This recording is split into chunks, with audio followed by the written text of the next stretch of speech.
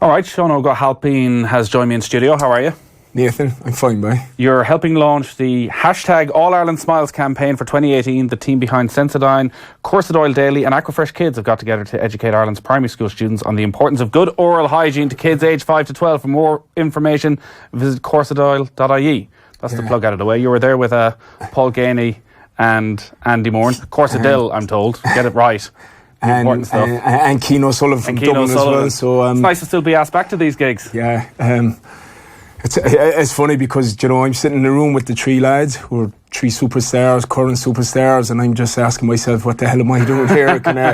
Did someone get the year wrong or even the decade? But no, it's nice. And as you mentioned there, it's to create kind of more awareness amongst underage kids about, oral health. And you learn new things every day.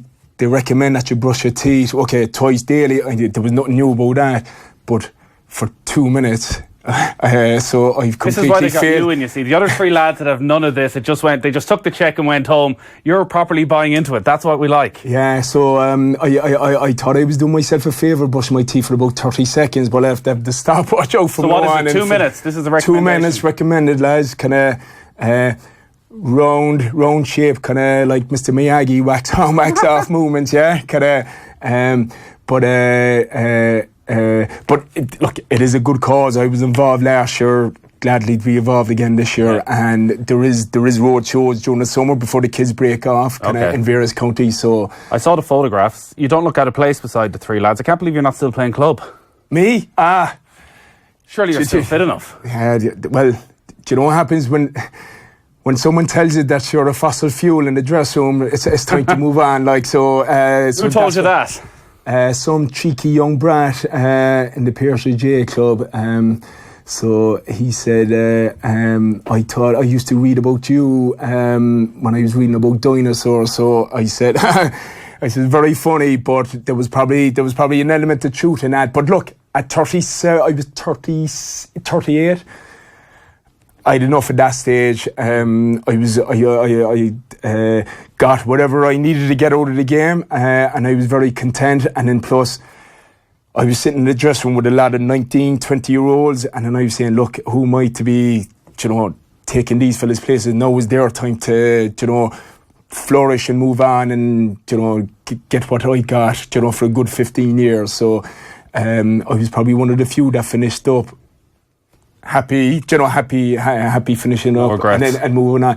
But it's funny, like once you go through the inter-county retirement, so you go through grieving and that. So when it was time to move on with the club, the fact that I had gone through that grieving process was just.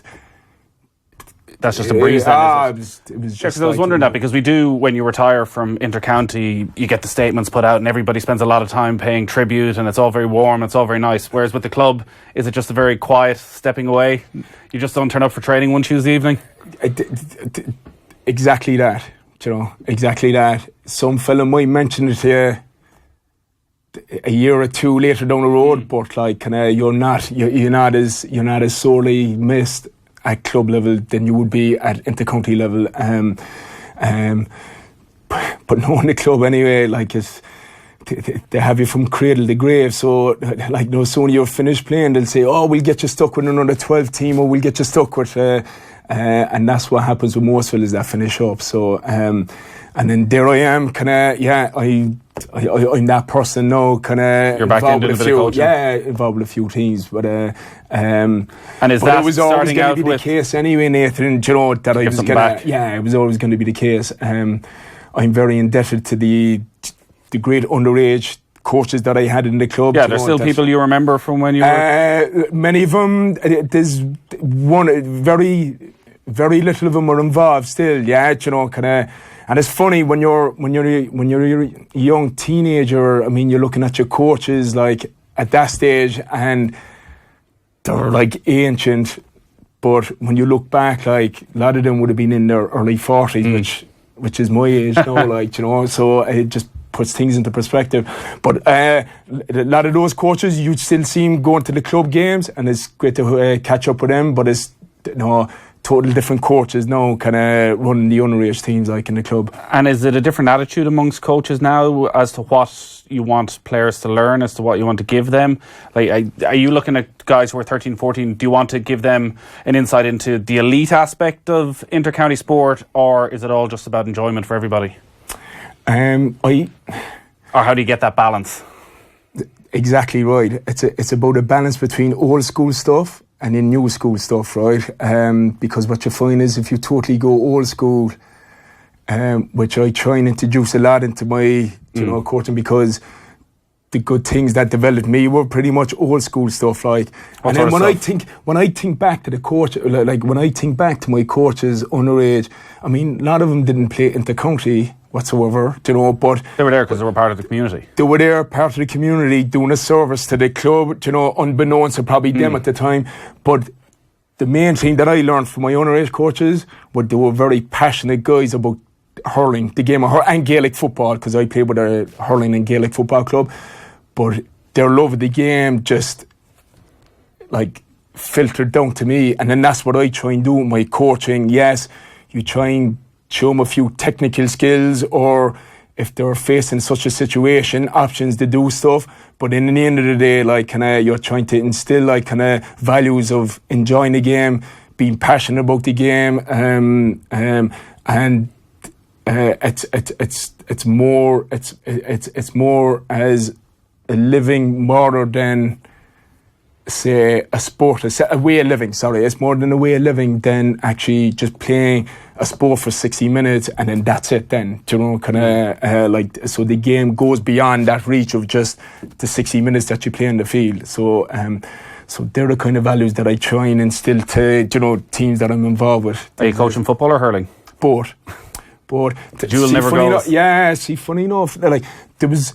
Like most, I don't know what it is, but most Cork clubs, right, are hurling and football clubs, and within reason they try and develop both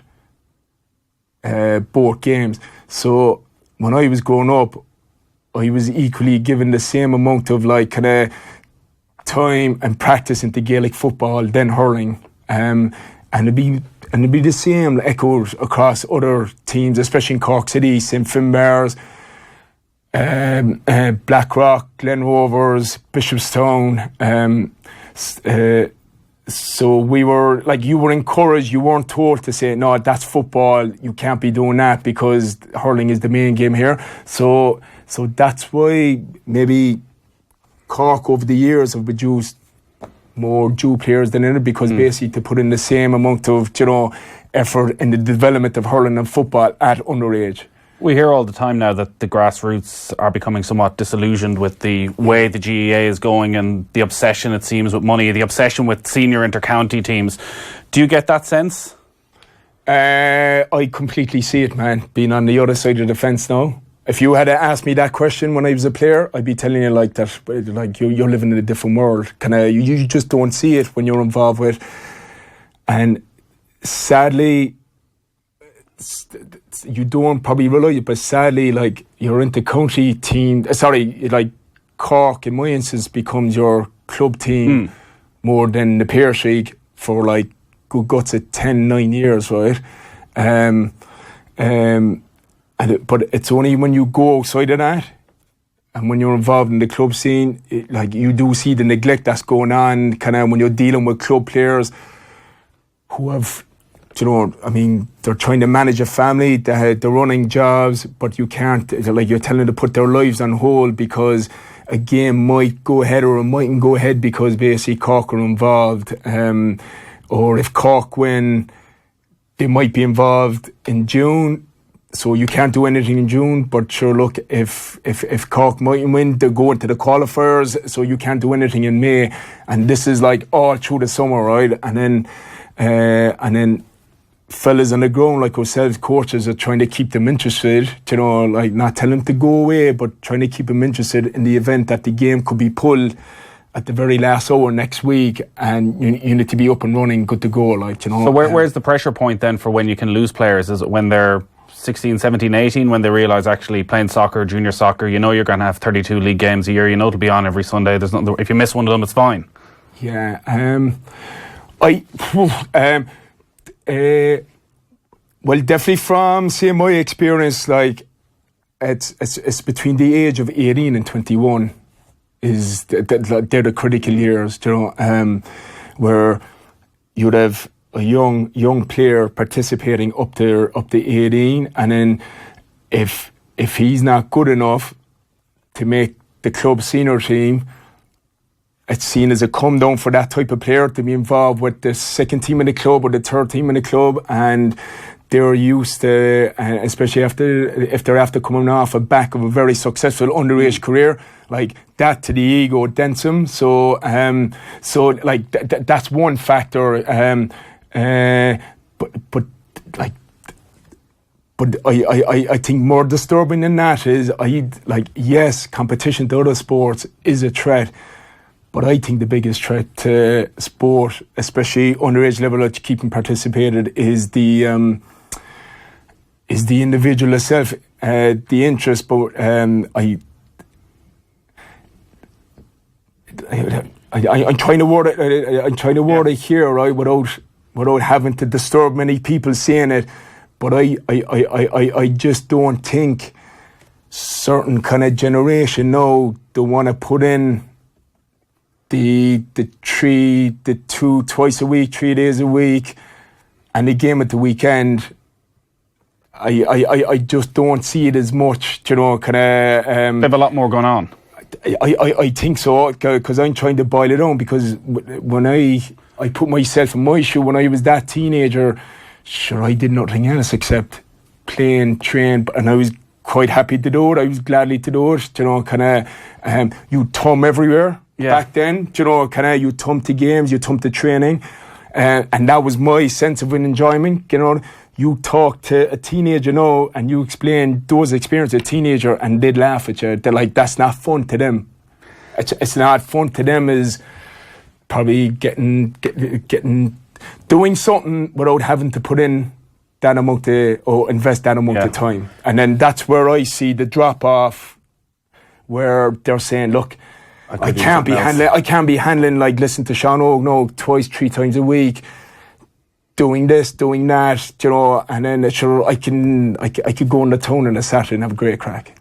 That's a difficult balance for coaches then of you can trying to have enough numbers so you have a team and you're keeping it interesting, you're keeping it exciting, but also having that outlet then for the more elite guy who can go on and play for the county minors, who can go on and play for the county seniors, and actually to show the other 20 in that age group that here you're still part of something. All right, you may never play for Cork, but you're still part of something that's pretty important. We still need you to keep turning up. I think another sad development of that, so you'd have guys that are doing part-time work, so they're students, but they're doing part-time work, and they'd put that ahead of, so they might do part-time work on a Saturday, Sunday, few hours, get 50 quid, right? So they'd put that in preference to, as you said, trying to be involved with a team, the bond that you get being involved with a team, enjoying that journey throughout the year, trying to progress in the championship and just being together and the community spirit. They would rather put part-time work ahead of. Yeah, and there's a lot of that come down to the structures that are in place then, that when people aren't sure when they're going to be playing, when there is no real routine to it. Yeah, well, I'd imagine that is one of the reasons why they've gone that down the route, because basically everything is so up in the air and there's no surety or there's no certainty about fixtures, like that they know, like that if they pull out a diary or a calendar that in July that they have a third round championship that's fixed for it's not there. So I'd imagine they're saying, look, I can't be putting my life on hold for for something that I don't know whether it's going to happen or not. So and another thing, they're probably looking at their mates as well, you know, that are probably influencing them, you know, that mightn't be involved in sport, like, you know, doing other things, like, kind of. It's good you're here this week promoting something, because there's a lot of talk about the commercial side for players this week, about Lee Chin and basically going as a full-time professional and feeling he can earn enough through sponsors and through doing a few corporate gigs over the year to keep himself going, and he can commit himself fully then to his game. Rumours and reports that there was one GAA player earning almost 150 grand a year from the commercial side of things. I know you did a bit back in the day and you probably enjoyed it. Do you look at that and think this is the way we need to go? We need to make far more commercial opportunities? Or do you look back now at maybe and look at the GPA where they are now and think actually we're going too far the other way? We're becoming too obsessed with money at senior inter-county level. That's about 10 questions in one sentence there, Nathan, is it? Do you know what? I keep harping back to, like, how I got through, you know, kind of sustaining into county kind of career for 15 years, but at the same time holding it, and there was nothing wrong with that, and it was grand. And then basically the beauty about having gone through that experience was like the last time I poked the ball for Cork was the semi-final against Galway, beat us in 2012. I mean, the following morning, like, I was just in work. Life moves on. Do you know, kind of, I wasn't on the train back home to Cork, like, saying, geez, what am I going to do tomorrow? Like, you know, how am I going to put bread on the table? Or I just went back to Ulster Bank, just went working. And so there was a great balance struck. To be honest, even if you were to earn 150 grand a year, if that's true, like, that ain't going to sustain you. Kind of, like, that won't get you across the road when you finish into county. So, and I know, look, sure, it's been the hot debate at the minute, like, you know, kind of the route that the association is going. I rather, if you would have asked me as an 18-year-old, I would have loved to see myself as a professional hurler. After going through the last 20 years and after talking to my two brothers' experience in professional sport in Australia, I take what I had. Really? Every day of the week, man, yeah. Why? Because they're having those moments of actually it's all coming to an end. Where to next? Yeah, it's great to be doing something that you love, but actually professional sport kind of is... So my brother tells me he went from playing sport as a hobby to sport to try and sustain himself week in, week out. And then... the pressure of the next contract. Unbelievable, Nathan. He was saying, like, that, okay, you'd have a 3-year contract. Your last year, like, is just... like, you're not sleeping properly because basically everything hinges on your performance. Well, suddenly he was at a stage where he wasn't a regular on the team, like, you know, kind of, he was just hoping, like, that someone might get injured and then he'd go in. And then, so there was no room for bad performances, like, so you were, like, literally on Broadway show every time you went out, like, so, like, so that was pressure, being injured. Well, suddenly I'm thinking, say, yourself and Dennis Walsh don't see eye to eye and he doesn't see you part of the squad. Exactly. You just go on and you take 18 months off or whatever, you play with the club and life goes on, you work with Ulster Bank. Suddenly it's a professional thing. Like, where do you go? Where do you go at 28, 29? So that's why I think I think we need to rethink about that route going down, like, where it's going to be, you know, where the sport is going to be livelihood, because, like, the reality is, Nathan, right, and we see with other sports, if you're lucky, like, your lifespan as an Aussie rules player, if you're lucky, is about 4 years.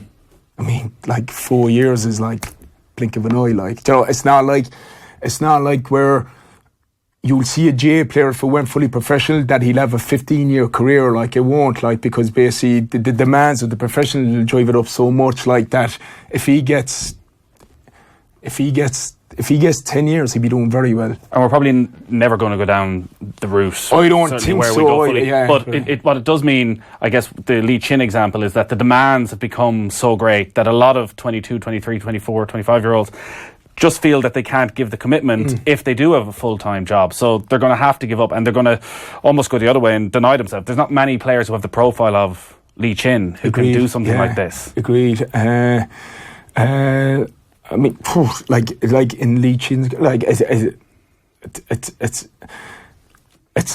a brave call. Do you know, it's a brave call, like to kind of to leave your whatever career that you can develop, you know, for 10 years and then commit to sport. Like obviously he's doing it with the aim of trying to win an All-Ireland, like, but you know, with Wexford, and I hope he does that, but like there's no guarantees that will happen, you know, kind of where I think it's just a safer bet and better for your personal development that, look, while the demands are taxing, that they're not too taxing where you can't hold on a job or, you know, it eats into your 9 to 5. Yeah. It'll be difficult for a lot of the hurlers for the next couple of months to keep some sort of a rhythm and a job going in their life. There's a brilliant side of us for neutrals and those who are going to go and watch 4 games in the space of 5 weeks for teams in Munster and Leinster, and it's going to be incredibly exciting. Would you have loved to have been a part of that? Or actually do you look back and think, trying to hold down a job over those 5-6 weeks and in a proper battle against Waterford 1 week, Tipperary the next week, and somehow trying to recover, rest, recuperate? I'm going to say something here, right, and you're probably going to laugh at me, but I always found work as a good way of getting away from the pressures of sport. That's Ulster Bank for you, see. Let you put the feet up. Oh, no, you know, they work you hard and also bad, don't you worry. But it was like that your workmate knew not to mention sport or overkill. Okay. Where if you didn't have, where if I was so if I didn't have to work and you had next week to, like, okay, so you're gonna, you'll be thinking about it too much, man. Like, and then like a great Aussie Rules coach, John Kennedy, once said, he said, don't think, do. We think about things too much, like, and that's what's going on with sport, like, and there was nothing wrong with the goalkeeper pucking out to midfielder, centre forward, caught the ball, stuck the ball over the bar, like, do you know, there was like, and I know that's as pure, simple as an analogy as that, but like, and this is my old school coming out, where like I see boards and I see markers and I see different colour markers and so look, there's a lot to be said about not thinking about it too much, you know, and then just enjoying it, because like when I look back at my 16 years, it flew, like, you know. I wish I enjoyed it more, like. Oh, really? It just flew, man. So is that the regret that actually you didn't stop and pause and exactly? So exactly. What are your expectations for Cork this season? After their league performance, people be saying like that they're going nowhere, but Cork, they'll be. I actually have high expectations of Cork this year in the championship. I'll actually think they'll go deep into the championship, for a lot of reasons, but for the main reason is we're going into the next. So there's 2 seasons within 1 season. Yeah. You have the muck and shy, excuse my French, season where you're playing on, like, we've been through boggy grounds, wet grounds, you know, wet grounds, fixtures up in Wexford Park and Cusack Park and then it.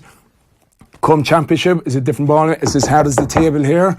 The ball is zipping. You're playing in like big, expansive grounds like Thurles, Páirc Uí Chaoimh, Croke Park, hopefully. And I think that suits Cork's style of play and team really. Then hurling, that's not conducive like in the months of February, March, April. So you'll actually see different well, I hope to do anyway, because basically it's getting too long since we won the All-Ireland in 2005. Sure. So quite a famine. It has, but hopefully it'll finish this year. Great stuff, Seán Óg. I know you got to rush for a train. Thanks a lot for coming to the studio. You're welcome, mate.